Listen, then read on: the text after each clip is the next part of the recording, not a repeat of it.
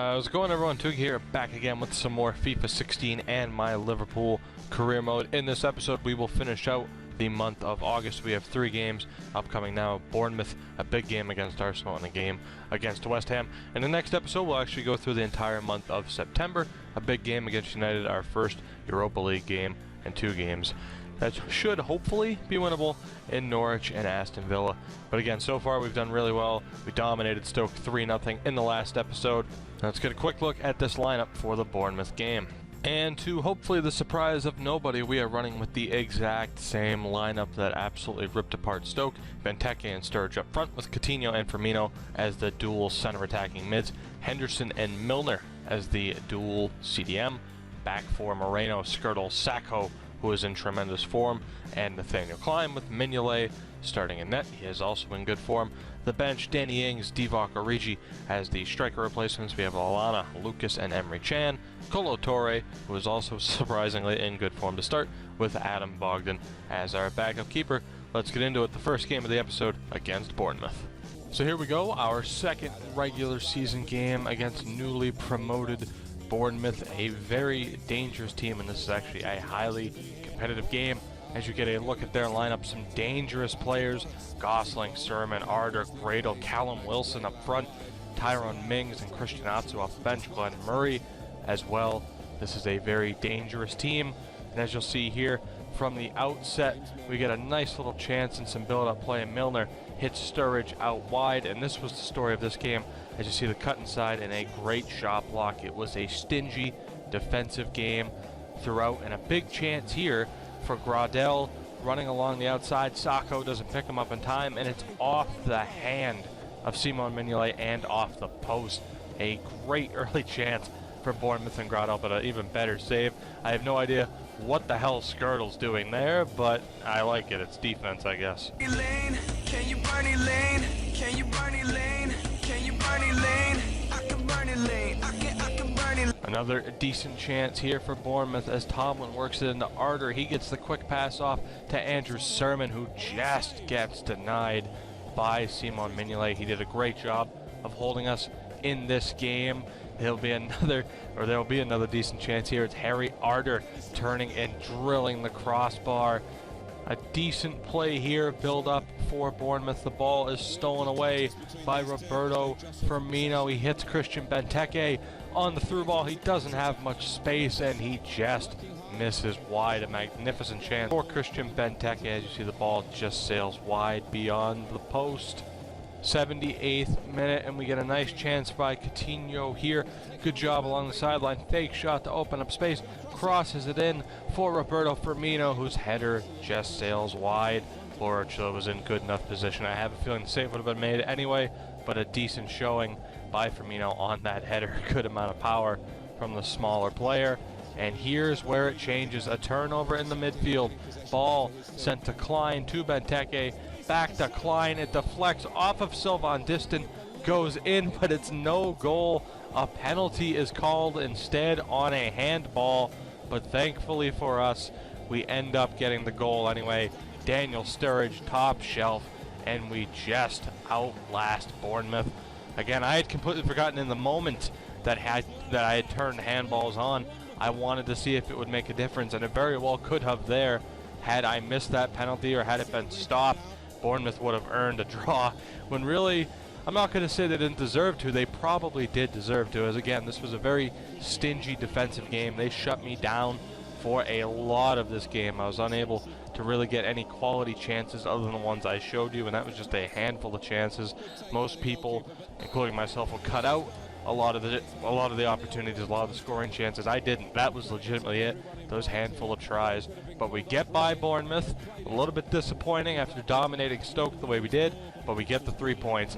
Getting right into the next game, and there you see Arsenal's lineup. Petr Cech in net, Koscielny on defense, Wilshere, Ramsey, Ozil, Walcott, Giroud, and of course Alexis Sanchez. Always dangerous. You'll get a quick look at our lineup now as well, and that's the reason why we are jumping right into this next game. The same exact lineup we have rolled with for the first 3 games. If it's not broke, don't fix it. A nice bit of early play from Arsenal. Alexis Sanchez sends a ball into Jack Wilshere.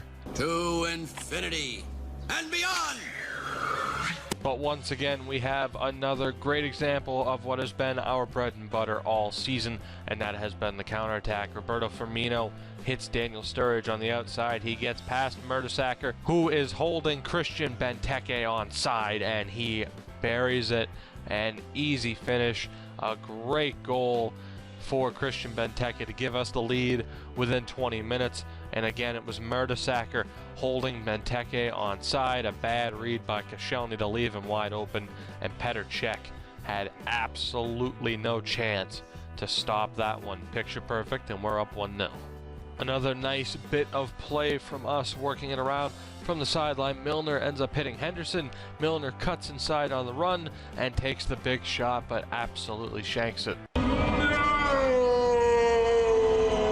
Just before halftime, another good bit of play from Arsenal. It's Giroud and a big save by Mignolet. Second half, and now again another prime example of our counterattack. But first, Alexis Sanchez, always dangerous, gets run off the ball by Sacco, does not draw the penalty. Ball to Christian Benteke, to Daniel Sturridge, hits Roberto Firmino on the outside. We break in.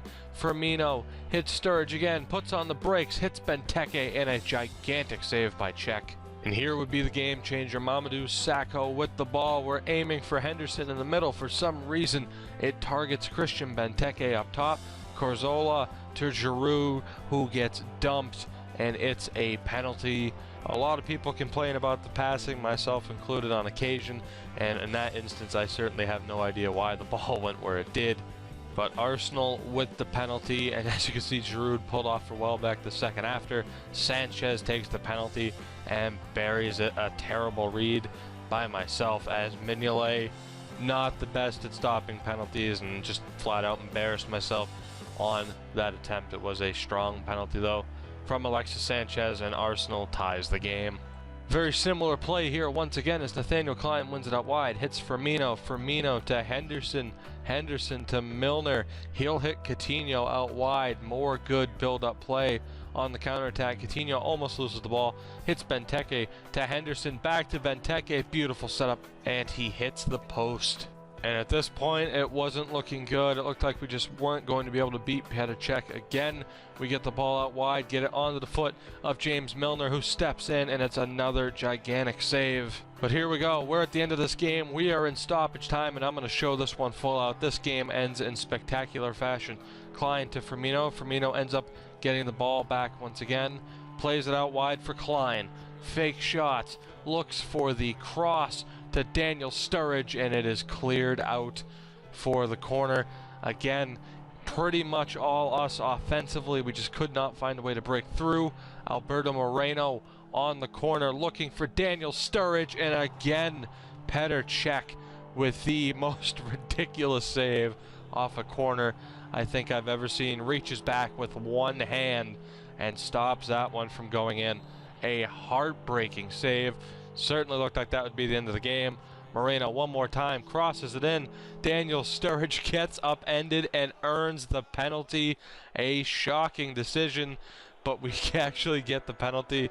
And at this point, it seems certain. It seems like a certainty that we are finally going to be able to beat Petr Cech. And it's our main man, Daniel Sturridge, stepping up to take this absolutely huge penalty. He drills the crossbar, but in Xabi Alonso fashion, buries the rebound.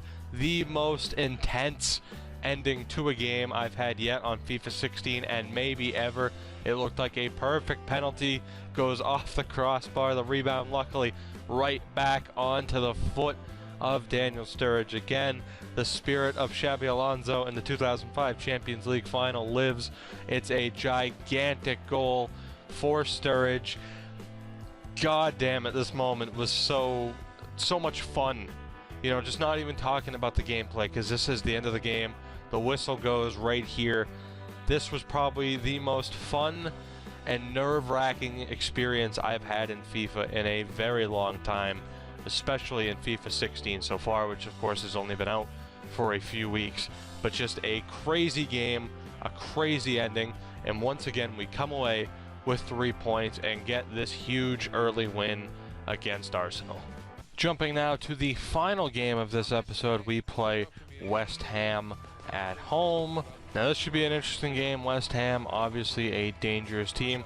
We actually have some lineup changes to cover as well. As you can see, we have switched to the 4-2-2. Diamond, Colo Torre, Lucas, Jose Enrique, and Adam Lallana all getting their first starts. The bench has been altered as well. You can take a look at that. And the West Ham lineup: Adriana, great keeper; Jenkinson, Reed, Ogbonna, Cresswell is a great backline; Kouyaté, Song, Amalfitano, Lanzini, Andy Carroll, Zarate, and Sakho off the bench. West Ham have a great team. However, we get off to a great start inside 10 minutes here for our first clip, and it's Coutinho feeding Adam Lallana. He looks to cut in, and he has swept. His leg is swept out from under him by Ogbonna.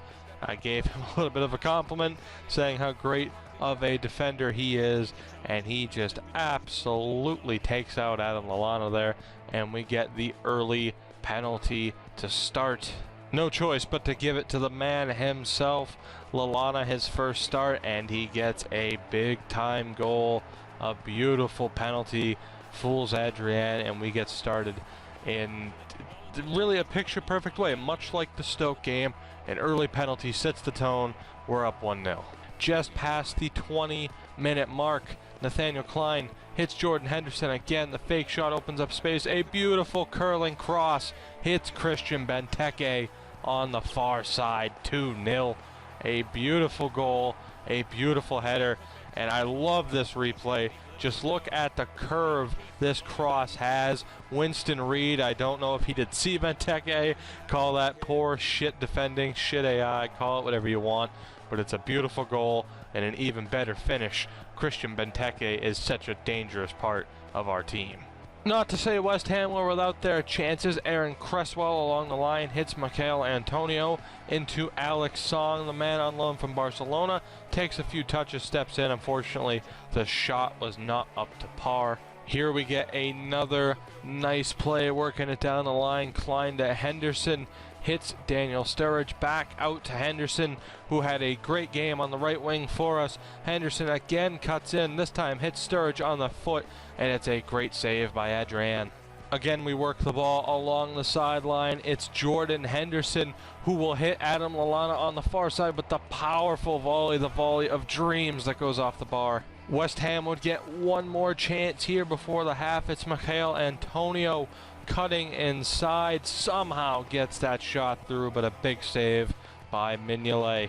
Another chance here for West Ham, and we're really just kind of turtled up for the rest of this game. It's Antonio to Song to Andy Carroll in front, who absolutely shanks it. A sad sight to see. Another big chance for West Ham. It's Alex Song hitting Mauro Zarate to Ogbonna, who just sails it high over the crossbar. And one last chance at the end of the game. Ogbonna to Antonio to Mark Noble, and it's another big save for Simon Mignolet. And that would be full time. We get the 2 goals within 25 minutes, and we hold on for the rest of this game. West Ham had some good opportunities, didn't make the most of them. We made the most of ours, thankfully, and the perfect run to start this season continues with a big 2-0 victory over West Ham.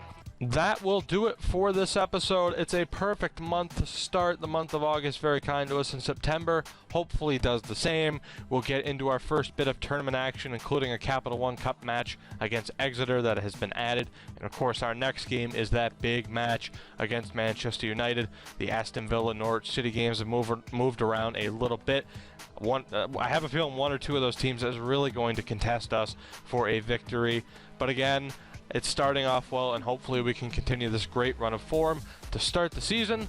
Let me know down in the comments below what you thought of this episode. Should we bump up the difficulty, or should I wait a little bit longer? Again, I'm on world class. I can easily bump it up to legendary. I can't promise the same result. It certainly is a challenge to play on legendary with just how cheap these computers can be, but I'm not against it.